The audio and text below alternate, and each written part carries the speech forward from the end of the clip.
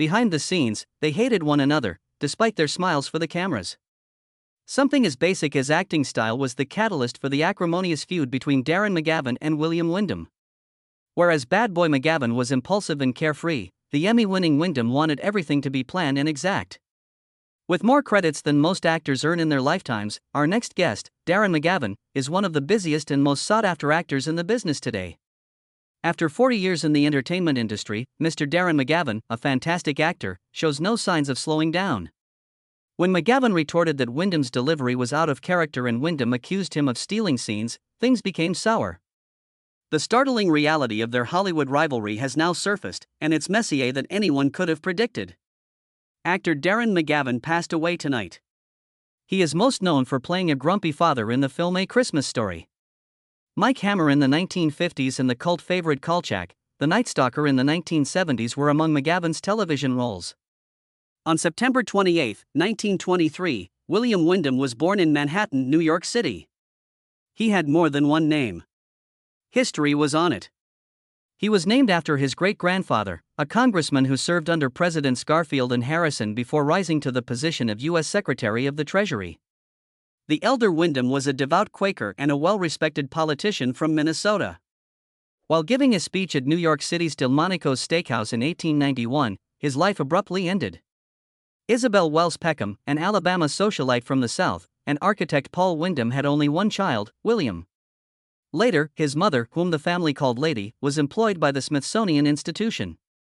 Before dying in 1988 at the age of 89, she lived long enough to witness her son's ascent to fame. William had a very unusual upbringing. He grew up surrounded by privilege, culture, and history as he frequently traveled across the Atlantic with his mother. His perspective was molded by this early exposure to the outside world, which also had unanticipated effects on his career. He portrayed a congressman from Minnesota in The Farmer's Daughter, one of his most well-known parts. It was impossible to overlook the link to the political legacy of his great-grandfather. His family background followed him into his acting career, whether by accident or by design. However, he chose not to pursue a career in politics. Somewhere else, he discovered his purpose. During World War II, Windom joined the U.S. Army in 1943 at the age of 19. He joined the 82nd Airborne Division's 1st Battalion, 508th Parachute Infantry Regiment, Company B, as a paratrooper. In the theater of operations in Europe, his regiment was crucial. However, he was chosen for the Army Specialized Training Program prior to entering combat. This made it possible for him to attend the University of Kentucky, Antioch College, and the Citadel. Before soldiers were deployed to the front lines, the program was intended to provide them with academic and technical training. He gained perseverance and discipline from it, traits that would influence his future. Windom served in Frankfurt during the Allied occupation of Germany after the war. In order to assist soldiers in readjusting to civilian life, the U.S. Army established Biarritz American University in France during this period. It was there that he made an unexpected discovery. He played the lead in the Shakespearean tragedy Richard III. Everything changed after that encounter. He knew what he wanted to do when he returned to the United States in 1946. One of the most prestigious theater training facilities was the American Repertory Theater. He studied under such luminaries as Cheryl Crawford, Margaret Webster, and Ava Le Gallienne for 15 years, from 1946 to 1961. Although the training was rigorous, it equipped him for a decades-long career. His roles included John Gabriel Borkman, Androcles and the Lion, What Every Woman Knows, and Henry VIII.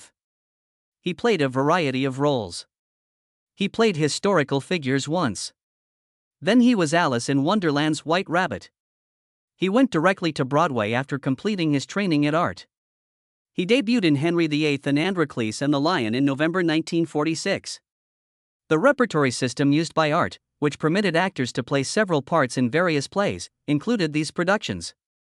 Windom played the parts of Garter King of Arms and Sergeant of the Guard in Henry VIII, which debuted at the Columbus Circle Theater before relocating to the Colonial Theater in Boston.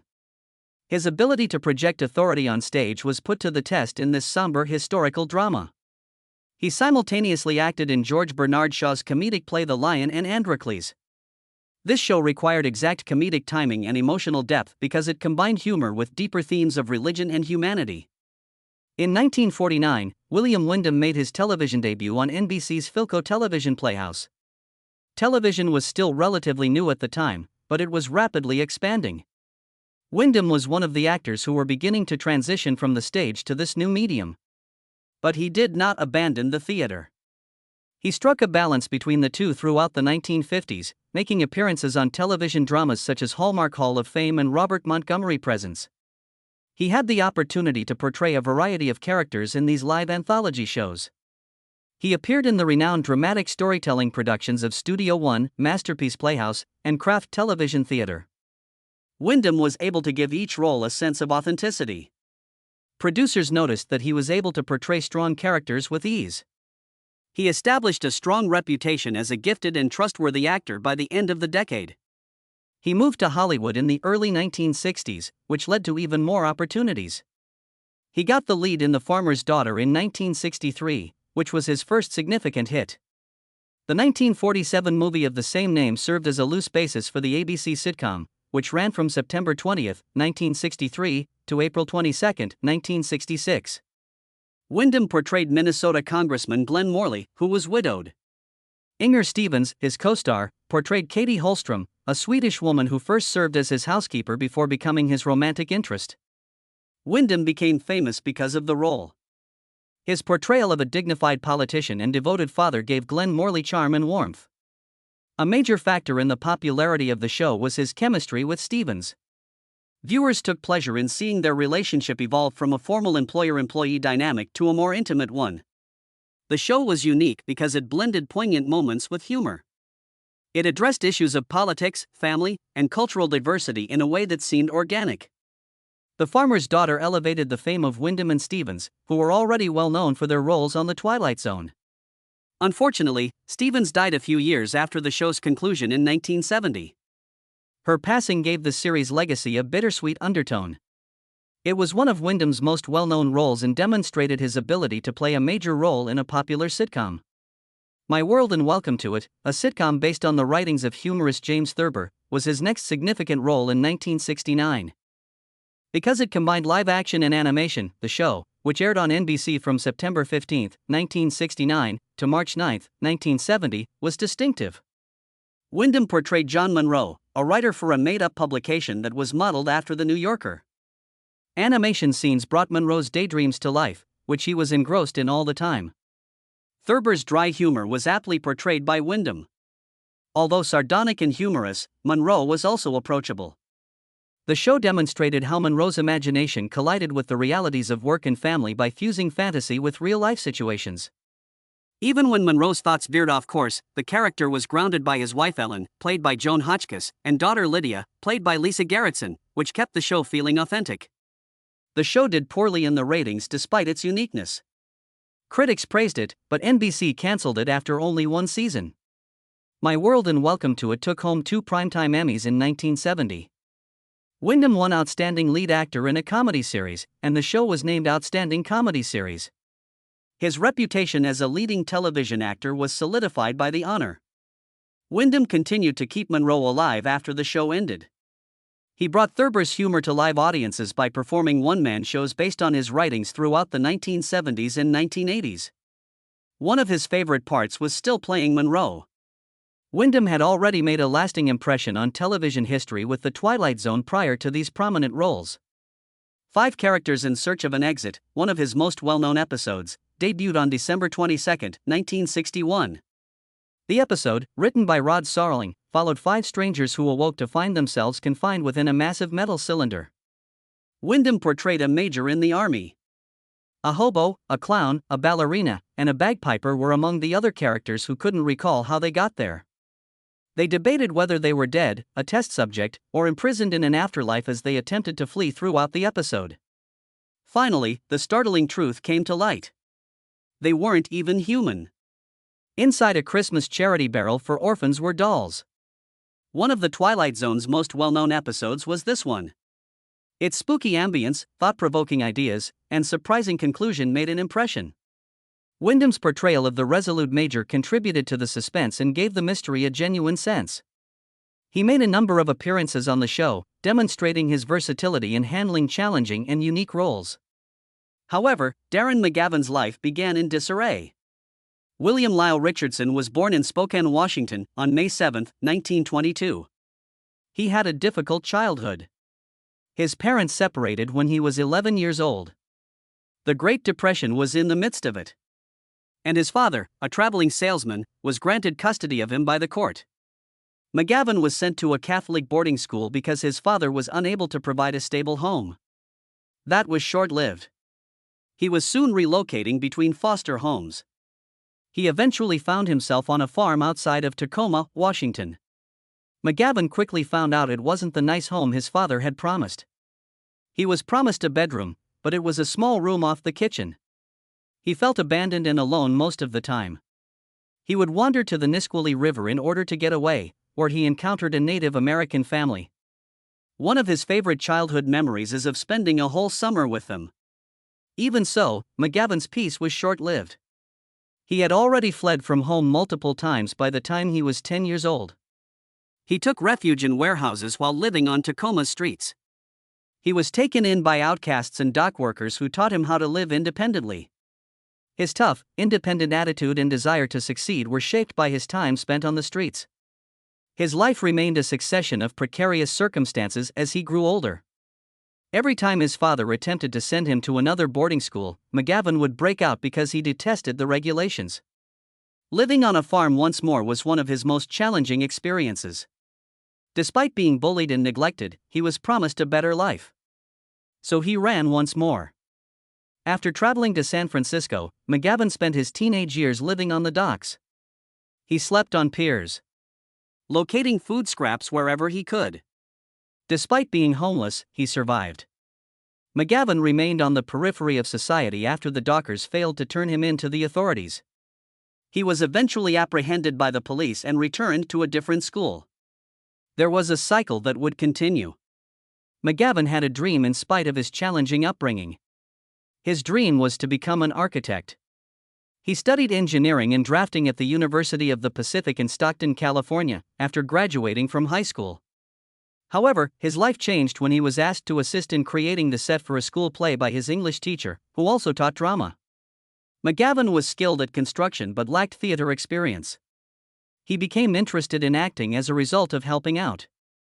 McGavin's love for theater rapidly expanded. After building sets at a nearby theater, he soon negotiated a contract to perform in a play in return for his set-building efforts. His first acting role was this one. After only 1 year of college, he left to pursue acting in New York City. He joined the actor's studio there and studied under Sanford Meisner at the local playhouse. Working as a set painter at Columbia Pictures in 1945 was McGavin's first significant Hollywood job.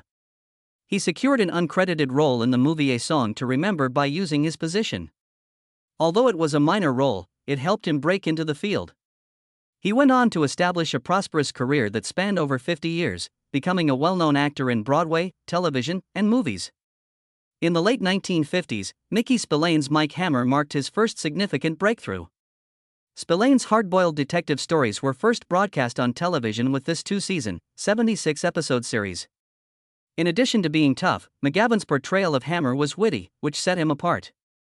The series had a classic noir vibe because it was shot in black and white. It used a degree of violence to combat crime and corruption that some detractors felt was excessive. Although viewers disagreed, TV Guide even referred to it as the worst TV show. The audience kept returning because of McGavin's performance. Even when the studio wanted him to maintain a more traditional tough guy persona, he played Hammer with a self-aware charm. His portrayal of the character differed from later ones, such as Stacy Keach's in the 1980s, because of that decision. McGavin starred in Riverboat from 1959 to 1961, a year after Mike Hammer's departure. Prior to the Civil War, he portrayed Captain Gray Holden, a steamboat captain who navigated the rivers of America. By substituting water routes and historical personalities like Abraham Lincoln for dusty frontier towns, the show offered a distinctive take on the Western genre. In his 40 episodes as a star, McGavin struck a balance between character-driven drama and action. However, things weren't always easy behind the scenes. McGavin and Burt Reynolds, who portrayed Ben Fraser for 20 episodes, had disagreements. Reynolds later claimed that as a young actor, his confidence was shaken by McGavin's contemptuous demeanor. Reynolds departed the show, and their working relationship never got better. Despite production issues and dwindling viewership, Riverboat only ran for 2 seasons, but McGavin's performance was noteworthy. He portrayed Captain Holden as a leader who was in danger and faced moral quandaries all the time. McGavin assumed the part that would turn him into a cult figure in 1972. With over 33 million viewers, his role as Karl Kolchak in the TV horror film The Night Stalker became the most watched TV film at the time. A tenacious reporter named Kolchak was looking into a string of killings in Las Vegas when he discovered something much more horrifying than anyone had anticipated. Because of the film's popularity, a sequel, The Night Strangler, was released in 1973 and a full series in 1974. Audiences enjoyed the blend of dark humor and supernatural horror. Unlike other heroes, Kolchak was unconventional. He was neither respected nor fearless. He was obstinate, irritable, and consistently shunned by his peers. He felt genuine because of McGavin's portrayal, which combined sarcasm and unyielding resolve. Although McGavin became dissatisfied with the show's monotonous monster of the week format, it only ran for 20 episodes, but its impact endured for much longer. Chris Carter, the creator of X-Files, acknowledged Kolchak as a significant influence years later. In homage to the figure who influenced the genre, he even cast McGavin as Arthur Dales in 2 episodes. McGavin delivered one of his most cherished performances in A Christmas Story in 1983, more than 10 years after Kolchak. He portrayed the old man, Ralphie Parker's stern but endearing father. Based on stories by Gene Shepard, the movie evoked the sentimentality of A Christmas in the 1940s. McGavin's persona was a combination of warmth and frustration, as evidenced by his frequent struggles with the furnace and his exaggerated joy upon winning the notorious leg lamp. A Christmas Story wasn't very popular at first, but it eventually became a holiday custom. It began to be broadcast in 24-hour marathons on TV networks such as TBS, making it a classic that is a must-see. One of the main factors contributing to its success was McGavin's performance. He made the elderly man feel genuine, irritable but kind, grumpy but loving. Near the end, he surprised Ralphie with the Red Ryder BB gun, which was his best moment. One of the most heartwarming scenes in the history of holiday films was the way he gave that gift, which was the perfect balance of teasing and sincere affection. Darren McGavin and William Windom, 2 actors with quite different styles, were brought together in the 1968 television series The Outsider. Their on-screen and off-screen time on the show was short but intense. McGavin's character, David Ross, a private investigator who never quite fit in, was the focus of Roy Huggins' television series. Ross had been imprisoned for 6 years for the self-defense murder of a railway policeman.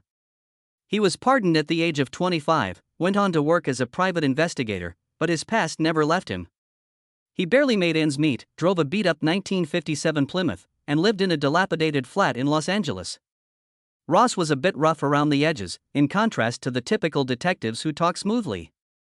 When he took on cases involving corrupt businessmen or eccentric Hollywood elites, he frequently found himself at odds with the police. In McGavin, Ross felt authentic. He portrays him as a man who has experienced too much to be bothered by appearances. His hair was disheveled and his clothes were frequently wrinkled. Keeping his gun in the refrigerator was one of his peculiarities. It was a minor but noteworthy detail that demonstrated how out of the ordinary he was. The show's noir vibe was enhanced by its heavy reliance on flashbacks, which frequently placed Ross in perilous situations before revealing how he got there. At least one episode featured William Windom as a wealthy businessman. His presence gave the story more weight even though his role was brief. Off-screen, however, he and McGavin had creative disagreements during his time on set. Windom and McGavin approached acting in quite different ways. McGavin was spontaneous and unrestrained, frequently modifying his performance on the fly. Windom believed in practicing scenes to ensure that every detail was perfect, and he was methodical and exact. Arguments about how scenes should be performed resulted from this. Windom felt that McGavin's strategy was too disorganized. Windom seemed too inflexible to McGavin. Their arguments turned personal. McGavin's portrayal of David Ross was deemed sloppy and unprofessional by Windom. Ross was meant to appear like someone who was having a hard time making ends meet, McGavin retorted. He believed the character would not have suited Windom's refined manner. When Windom accused McGavin of attempting to steal scenes by improvising in ways that highlighted himself, the tension peaked. McGavin returned fire. claiming that their interactions felt forced due to Windom's overly prepared delivery. McGavin had given The Outsider his all, portraying private investigator David Ross with the grimness of a classic noir investigator. However, the show had issues from the beginning. Though they didn't want it to be overly somber, NBC wanted a detective drama. They imposed modifications that eliminated its edge. Ross's firearm was lost. Worse, softened. The early scripts were described as chintzy and cheap by McGavin himself. Delays in production made matters worse. A month before the show's premiere, 8 episodes were still undergoing re-editing. Despite all of these difficulties, McGavin's performance was exceptional. Driving a beat-up 1957 Plymouth, his character felt authentic in a way that few TV detectives did. However, the show never found an audience without effective promotion. In 1969, NBC canceled it after just 1 season. Windom immediately transitioned to something entirely new. In 1969, he starred in the sitcom My World and Welcome to It, which was based on James Thurber's whimsical works. He portrayed cartoonist John Monroe, whose wild imagination frequently ran afoul of suburban routines. In a unique way, the show recreated Thurber's well-known drawings by fusing live action and animated scenes. It was praised by critics. In 1970, Windom took home a Primetime Emmy for Best Lead Actor in a Comedy Series. However, there was a single issue. It ran in opposition to one of the most popular television programs, Gunsmoke. Because of the poor viewership outside of major cities, NBC canceled it in February 1970. Later, Windom performed a one-man show based on Thurber's writings across the nation because he couldn't let go of Thurber's world. Never one to slow down, McGavin jumped into the expanding TV film industry before securing one of his most well-known parts. He played Carl Kolchak in the 1974 television series Kolchak, The Night Stalker, which followed a cynical reporter as he looked into paranormal cases. Audiences adored the way it blended humor, mystery, and horror. Although the show only ran for 1 season, its influence was felt for years to come. Chris Carter, the creator of The X-Files, acknowledged it as a significant influence years later. McGavin's career in films also flourished. He made a memorable contribution to the history of holiday films in 1983 when he portrayed a stern but endearing father in A Christmas Tale. McGavin and Windom never worked together again, even though they had worked together on The Outsider. Not because they were at odds, but rather because their careers took different paths. She wrote that Windom appeared in shows like Murder and concentrated on stage appearances and guest roles. McGavin flourished in cult classic series and TV films. Although they continued on their separate paths, they ran into each other at industry gatherings. Just like the characters he portrayed, William Windom's life was full of surprises. His final marriage to Patricia Tunder was the only one that lasted out of his 5 marriages. His death in 2012 ended their 37-year relationship. In 1947, he married Carol Kaiser, but the two parted ways in 1955. He wed actress Barbara Joyce 3 years later, but their marriage ended in 1963. He soon wed Barbara Clare, who was the granddaughter of Louis B. Mayer, the founder of MGM. He had his first biological child, Rachel, and 2 stepdaughters from that marriage. Nevertheless, they had parted ways by 1968. He had 2 daughters from his 4th marriage to Jacqueline D. Hopkins, Hope Teresa in 1973 and Heather Juliet in 1970. He met Patricia in 1975, the same year that his marriage ended. In 1978, they got married and had a son named Rebel Russell. He had last found stability after years of erratic relationships. Patricia spent more than 30 years with him. Windom loved playing chess more than he loved acting. He played for more than just fun. He meant it. Impressively for an amateur, he had a tournament rating in the 1600s with the U.S. Chess Federation. He even discussed his unique playing style in 2 articles published by Chess Life magazine. He once intended to have a giant rook as his gravestone because chess played such a significant role in his life. Made of Nubian marble, the piece would have been engraved with WW1922 Weka and topped with a compass rose. There was a personal significance to the name Weka. It was the name of his first boat and was associated with a girl he met during World War II. His passions were not limited to that. At one point, he paid just $1 for a small island in Windom, Minnesota. William Windom, his great-grandfather, served as the U.S. Secretary of the Treasury under Presidents Garfield and Harrison, and the town bears his name. In addition, he served in the kitchen cabinet of Abraham Lincoln. Windom created a wildlife refuge on the island rather than constructing anything. In addition to honoring his family's history, he saw it as a way to help the environment. He was the type of person who would purchase an island for the cost of a cup of coffee. Windom was also a huge fan of live theater. His one-man shows, in which he portrayed war correspondent Ernie Pyle and humorist James Thurber, brought him fame. He worked hard to capture the personalities of these historical figures, so these weren't merely performances. Reviews of his James Thurber show were so positive that the Washington Post even likened it to Hal Holbrook's well-known performance as Mark Twain.